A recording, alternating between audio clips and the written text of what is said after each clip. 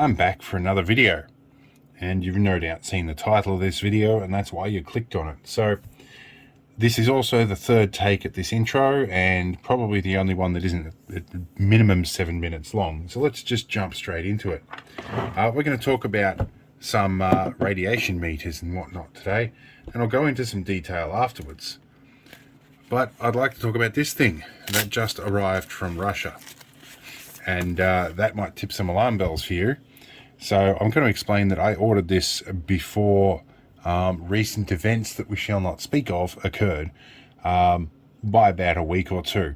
I didn't think I was actually going to see this, and I can't speak for the opinions of the manufacturers, but from the interactions I had with them in that time, it doesn't sound a lot like they like what's going on either. So yeah, but this I think I bought for about 980 rubles or something. I'd have to look it up. At the moment, the value of the ruble is a bit superfluous anyway. But anyhow, this little thing here made a whole bunch of bold claims that I was really curious about. Chief among them was the claim that it could do gamma spectroscopy, or at least something very similar to it. The idea of being able to determine exactly what kind of radioactive material that I am detecting radiation from is really advantageous to me. And the reason that's the case is some time ago I made up this Geiger counter here, which was designed with a GPS module and a Raspberry Pi Zero W in there to do data logging. And this one is actually functioning today. It didn't function for the camera before. So anyway, this has got an SBM20 tube in here, and I'll show you what one of those is in a minute and explain to you why things are different. Now this thing is going a little bit off its tits because it was sitting on top of a case where I have a couple of test sources. Now at the time that I wanted to do those tests and check for stuff with GPS, which I might add that last unit did very well, this was the only counter I had beforehand. This also uses a variant of an SBM20 tube. So you can probably already see the difference here between the sensitivity of these two. So although the counts do read fairly similar, that's alright. This little orange thing here, this is here to demonstrate something to you. This is an electromagnetic radiation tester, also known as a non-ionizing radiation tester. This is going off its absolute tits because I'm using something that handles wireless networks right next to it, namely the camera. So we can pretty much, this is pretty much a useless box that beeps and makes us feel scared about nothing. Alright, let's move on to this bit here. And this Cyrillic lettering also gives you an idea of where this came from. This is an old Russian military Geiger tube. This is one that I have determined to be faulty, and you can probably also hear that it rattles.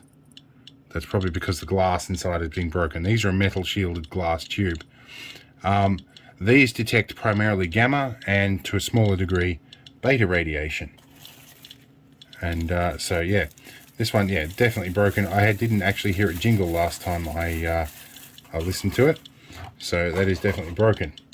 Now the one that I used in my scanning counter came from this probe. This is out of a survey meter, and it has a tube here. This is also a Geiger tube, and it had an SBM20 in here as well. This is used for detecting beta and to some degree alpha, and this is used for primarily for the gamma readings. And these I think are multiplier tubes, or they might be other forms of Geiger tubes, I'm not sure. They have multiple plates in them. Not sure what they are. I will look them up at a later date. Also in my collection is this meter, and this you might suggest might be the quality one to use. However, if you were to actually use this thing, and I modified the battery bay in here to use modern batteries because I couldn't find mercury batteries to save my life. If you were using this meter, and let's zoom in a little bit here, let's go into a 3x zoom and look at the dial here. If this dial were to move from here to somewhere about here, and you hung around for a few minutes, you're probably looking at a fairly serious, if not deadly, dose of radiation, because this starts at rads per hour. And 1 rad per hour is a lot. And our current background level we're looking at here is 0.08 microsieverts per hour, which is about a millionth of that. Although I'll have to do the maths exactly, and I'll put that on the screen. Because rads and sieverts and stuff are a little bit tricky to do off the top of your head. So, this is supposedly a scintillation counter. So, this works on an entirely different principle to this. What I want to know is, can it detect differences between the material that we're looking at? Let's have a look here. I have some thoriated tungsten electrodes here. These are tips off TIG welding. Now, this has already started to pick it up a little bit, but the tube in this hides under this side. So let's go. We can clearly detect that. They throw off primarily gamma particles. Let's move this out of the way a little bit. This guy should pick this up as well. And it'll start to warn me when it hits its threshold. So this picks it up at about the same rate. It's not nothing too crazy, and I have checked these. The readings correlate pretty closely. That's fairly good. Now we have these things, which are some new agey like quantum pendant whatever, and they have a bit of thorium and possibly cobalt 60 in them. This picks it up pretty well. Now this reads slightly higher than my other counter. This will come up to average to about 0.4 microsieverts per hour. This guy here doesn't read anywhere near that. So immediately, a different material, it's giving me a different reading. So this is going to read, when I tested this, around an average 0.2 microsieverts per hour. So that's really interesting. That tells me there is more sensitivity at the very least in this device. Now, something that you perhaps should not do, in fact definitely shouldn't do, because endorsing this is kind of a bad idea, you end up looking a bit like David Hahn, is take apart a smoke alarm for the americium. Now, let's get this one, which primarily does gamma. Yeah, sure, we can detect it right up here. If I put my hand in the way, we detect less again, so that indicates that there is some beta particles being detected. So we're going to end up averaging about 0.3 microsieverts per hour. Okay, let's check what this thing does. So clearly this is picking up something the other one wasn't, and it's going to keep going. Let's shut it up and let it keep going. So that count is going to keep climbing till around about 4 microsieverts per hour. So it's detecting considerably more. Well, here we go. Let's set it right on the top. We're going to get about 8.5. So I'd say based on that test, the claim that this can detect alpha particles is probably correct. Now, to demonstrate alpha particles, they are the weakest of the lot. You're not going to detect much through your hand or a piece of paper or a piece of thick cardboard for that matter. Let's take a piece of thick cardboard here. Ironically, let's take this box. We're blocking a considerably large amount of that.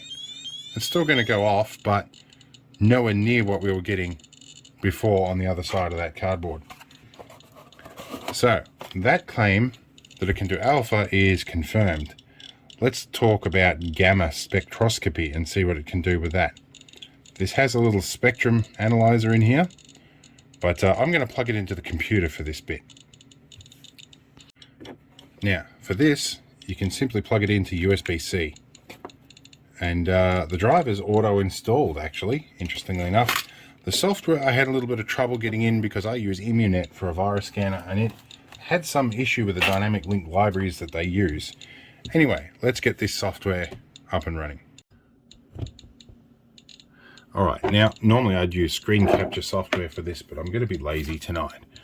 Now, this is most of the data we can get up here. We've got 3 main things to look at. We've got our current dose rate, we have our spectrum, and we have our event log. On this, it does actually keep considerably large amount of data on board, And looking at it, there is actually a fair bit of storage space on the device. You can look at this data as a CSV, a HTML. You can export this data in all sorts of ways. The mobile app I'll go over in a minute, but I'm using my mobile to film this. There is supposedly a GPS feature with this, and I have found the map feature. I haven't figured out how to get it to log recordings on the map. Well, we had an unexpected tripod failure just before, so we'll resume where we picked up.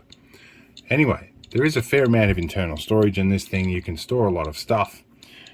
I found the map feature, and I haven't figured out how to make it actually log radiation readings to the map, but I'll figure that out. I've been using this about 3 days. What I have figured out here is how to reset the spectrum count here so we can restart all of that. That's important because I want to see if I can get a spike. Now, in any of these spectrum counts, you're going to see this end of it build up because there's background radiation. And you see here, we're doing a bit of a baseline. We're letting it run for a little bit. Now, the nice thing about this is when you're looking at what KeV reading you've got, the kilo electron volt reading, it can, when you highlight this purple line here, it gives you a bit of an idea of what you're looking at. So here we're looking at about 78 keV, which is lead X-rays, which would be kind of what you expect for the background. This is also where americium-241 is going to show up. And that's what we've got in this thing, which is what we're going to use for a test source. So we're hoping that we should be accumulating 241 particles much more quickly than the background X-rays. We would hope. So I'm going to whack this thing underneath this thing. I'm going to tell it to shut up. And then I'm going to restart the read. Yes. And we'll let it accumulate for a bit and see what it thinks there is. Alright, so this has been going for a little bit. We'll just move it away from this. And we'll have a look. So, can we filter this out? Can we filter any of this data? No. Can we amplify it and see any end of the spectrum? All right. So I see a little spike down here, which is 32 keV, and that corresponds with X-rays. We see this massive, massive spike here, which is what we were trying to generate here, and that corresponds to americium-241.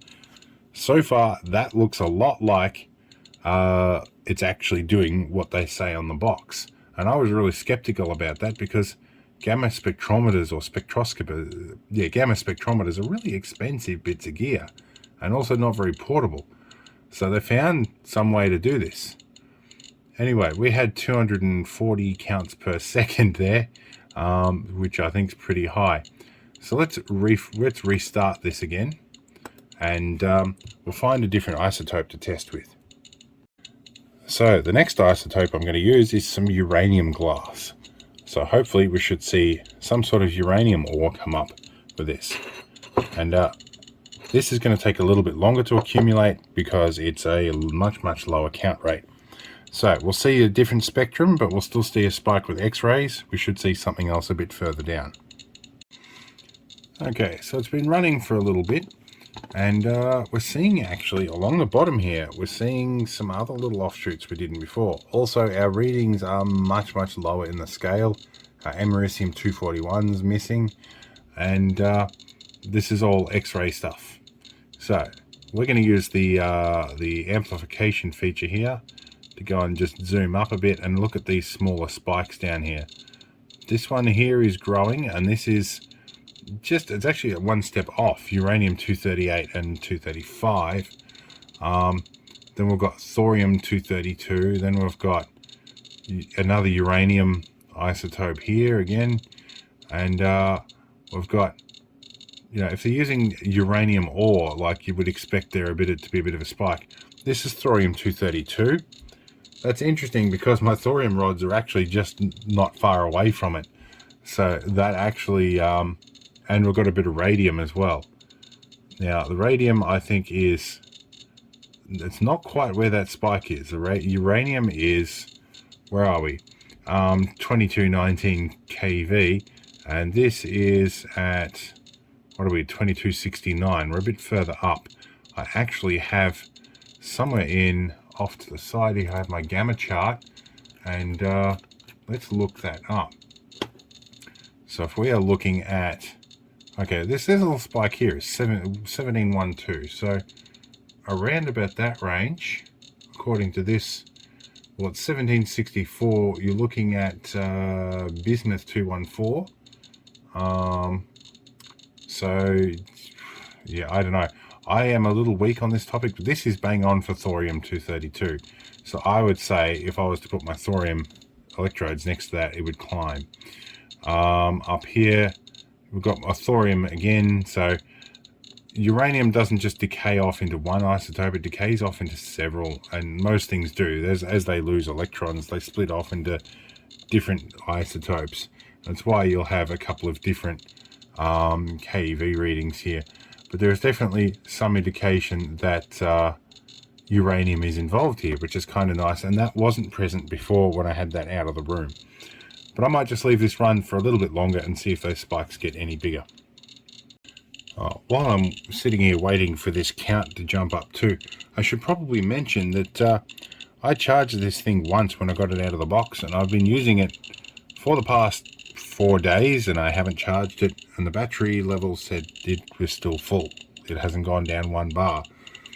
So their claims about like a 500-hour battery life, I don't know, they could almost be true. It's certainly displaying itself as a very low power and very efficient device, so that's working well.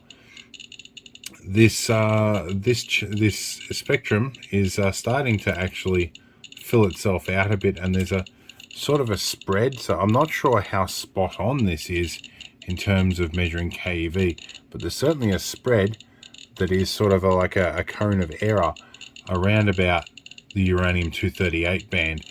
And certainly before all this noise along the bottom here, I wasn't getting that. So certainly what we're doing is certainly throwing that out. Thorium, I think, is certainly interfering with it.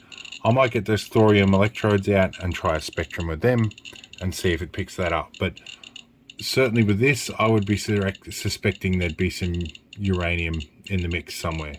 And uranium glass usually isn't that radioactive, so it's probably not the best test source.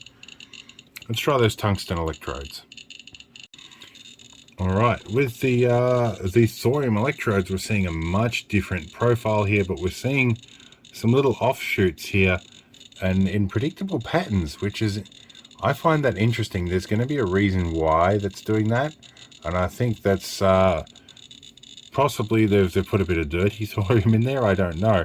But certainly we can tell definitely and immediately something is different here. And I think some of the noise we had before would be because this particular source was not far from the counter. I've moved all the other sources a good distance away, so they shouldn't be interfering with this. But let's look at some of these steps we're starting to see. We have a spike here, which is in our...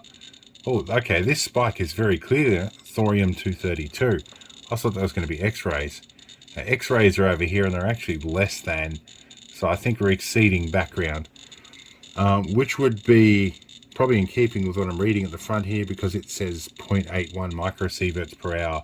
It actually went on a low level alarm before. I just had to silence that. So yeah. Also, that is radium 226 is, oh, that's one step across. Yeah. No, it's definitely thorium 232.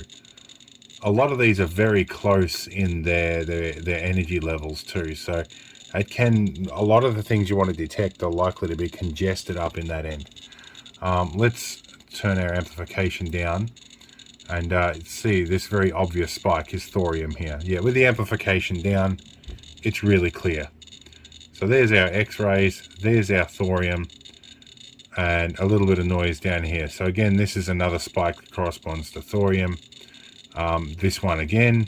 So those steps we are getting are consistent with thorium. There's another one here which is at 1510 kV, which is close to thorium. So maybe whatever the method they're using here to do this is probably just a little bit inaccurate, or maybe maybe I've got a bit of decay going on these rods. They are like 30, well no, these ones are probably about 15 years old or something like that.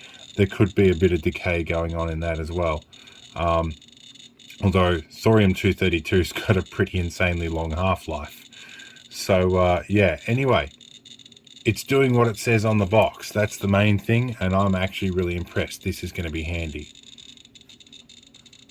Now, the other really useful thing here is it's decided what the dose that the counter has been exposed to, and it's decided the dose here is 3.65 microsieverts. So that's, in this particular part of the world, that's about 3.5, nearly 4 days of natural background radiation exposure. So on the grand scale of things, not a lot. And considering a lot of that is alpha particles that probably hasn't penetrated my skin, I'm probably quite fine. Even if it got into me, that'd be all right. You take an unwholesome amount of radiation when you get up in high altitude, by the way. If you do have access to a counter, I highly suggest you get it onto a plane in silent mode so you don't distress the other passengers, and actually see what the reading is. It's quite interesting. So yeah, there is a lot of conjecture about dose rates. But anyway, I have a full log of everything that's going on here, and it shows in red when things were a little bit off the charts. So when we did that that uranium, the americium, we had a dose rate of 9.17 microsieverts per hour with an error rate of up to 1.3. It shows an alarm, and it shows a count rate was 458.7 for a total of 21,788 counts. So it makes doing your maths nice and easy, and it does a lot of it on board. One of the other things it does do, I've just unplugged it, and the software didn't crash, which is nice. You can check your dose rate actually on the device itself here. It's got 3 buttons. It's really basic. You can push and hold, and you can switch from dose rate to search to power off to the settings. The settings, you can go down here and turn the sound off. It has a little vibrate motor in there too, so if you can turn that on and off. You can change the backlight settings, the clicks, and turn clicks on and off, all sorts of stuff like that. So it's actually really nice. And you can go menu quit. Now, the one thing I had a hard time with is knowing how to turn this off. I'm going to turn the sound back on first, because I would like to turn signals back on. I'm going to go all the way down here and go menu quit. This has a power option in the menu here. It's actually kind of a nice soothing sound when it turns on and off. This looks like it's going to do what I want. It's going to be very handy. Now, a little side quest. I showed off my gear some time ago. Somebody was trying to tell me that these have a radium dial on them. I'm thinking that'd be a little bit stupid on a Geiger counter, but this being such a high range, I don't think it would affect it too much, so it's possible. However, what tells me that they're wrong is this little bit here. This bit here is actually a receptacle for a battery and a light that pops out. That is a little light designed to illuminate the dial. So I'm pretty sure it's not going to be radioactive. But let's check it anyway. I don't think it's a radium dial. It would be on high alarm by now. So no, the dial is not radioactive. Not by a long shot. Now, one final thing I want to do is find out what's in these things. Now that we're reasonably confident that this little Radiacode thing actually does what it says on the box. I got these, pretty sure I got these out of China for not much money, and they're aimed at people who think that ionizing stuff is good for you. Alright, what we're going to do, we're going to layer 2 of these things up here to try and increase the count rate. Then we're going to go up to here, because I've plugged it back in the computer again, and it's already picked it up. We're going to restart our count rate, and we'll check back in a few minutes. Alright, so I went looking for the different isotopes, and we are actually seeing a tiny little spike here in the potassium range, but we are seeing, radium, and we're seeing thorium, and we're seeing a lot of radium, and we're seeing our background X-rays. So, yeah, primarily radium, thorium, and a bit more radium there.